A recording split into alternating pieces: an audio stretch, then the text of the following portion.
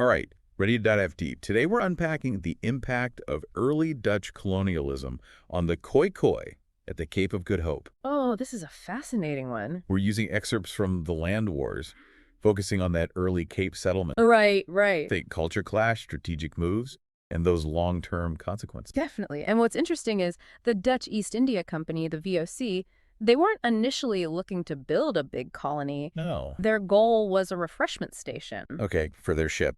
Exactly, those long trips to the East Indies. In fact, the Heeren Sisson, those VOC bosses back in Amsterdam, they specifically told Jan van Riebeck, The guy in charge. yeah, keep things peaceful with the Khoi. Focus on trade, Yeah. cattle, sheep. So 1652, Dutch arrive. It's all friendly bartering for fresh food. Right. But those instructions also mentioned building a fort, just in case. Yeah. Already hints at conflict, doesn't it? It does foreshadow a shift, and that shift really takes off with the Reburgers arriving. Those are the Freeburgers. Yes, Dutch citizens looking for land, opportunity. Now you have permanent settlement pushing into Khoi territory, competition for resources. The arrival of the Dutch really marked a turning point. Okay. And initially there was some attempt at peaceful trade with the Khoi. Okay. But the Dutch hunger for land quickly became apparent. Yeah.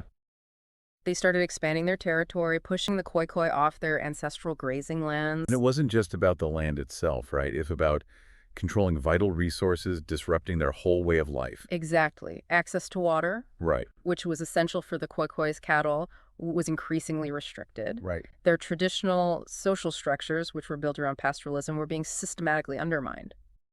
It's hard. It must have been so hard to be forced to abandon, like, your entire way of life, the traditions passed down through generations, just because someone else decided they needed your land. It's heartbreaking. And as if the land grab wasn't enough, then came disease. Right, the smallpox epidemic of 1713. That's right. The Khoi, with no immunity to European diseases, were decimated. Yeah. It's estimated that at least a third of their population perished. Oh my gosh.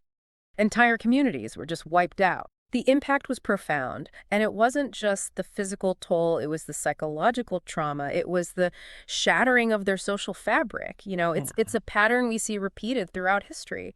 Colonization often brings disease, Right. which further weakens indigenous populations and makes them more vulnerable to exploitation. So you had the Khoi being squeezed from all sides, their lands being taken, their way of life disrupted, their population ravaged by disease. Right. It's no wonder they resisted. Resistance was woven into their very being. Yeah. They weren't going to simply surrender their land and their culture without a fight. And that brings us to the Bushman War of the 1730s, Yeah. a pivotal moment in their struggle against the Dutch. Wow. The Bushman War wasn't just some isolated skirmish. It was a full-blown uprising that spanned years. Oh, wow. And what's striking is the level of coordination among the Khoi and San. Yeah. They formed alliances, pooling their resources and knowledge Wow. to fight a common enemy. That's incredible, especially considering they were facing a force with, superior weaponry and organization. Absolutely. They must have had incredible leaders They did. to pull that off. Yes. Figures like Klaus Stormen and Domas emerged during this period, individuals who really embody the spirit of resistance. Yeah. They understood that their only hope lay in uniting against the colonial threat.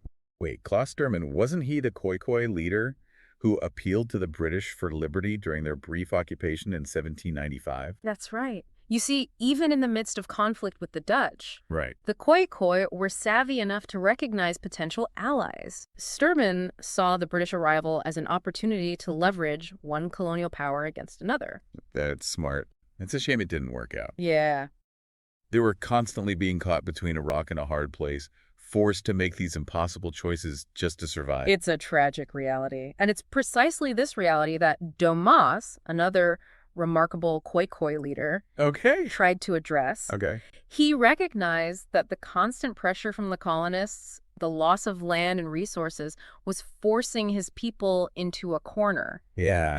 Assimilation into other groups, like the Xhosa, Right. was becoming the only viable option for many. So they were losing their land, their way of life, Yes. and now their identity. It's a slow death of a culture. Yeah. It's a painful truth. And what's even more tragic is that this assimilation didn't necessarily guarantee safety or peace. As the Khoikhoi and San were absorbed into the Xhosa, they often found themselves caught in the crossfire Yeah. of conflicts that weren't even theirs. Impact was catastrophic. Right. Each war brought further loss of land, livestock, and life. Oh my God. Families were torn apart, communities uprooted. It's unimaginable. Traditional way of life systematically dismantled. Right. Absolutely. But it's also a stark reminder of the devastating legacy of colonialism, a legacy that continues to shape South Africa today. Right. It makes you wonder what would South Africa be like if things had unfolded differently? You know, Right. if the Khoikhoi and San had been able to maintain their independence, if their cultures and traditions had been respected. It's a question for all of us to ponder.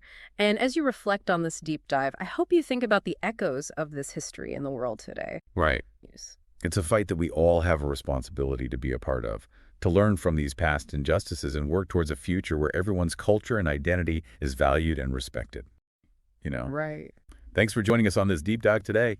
We'll see you next time.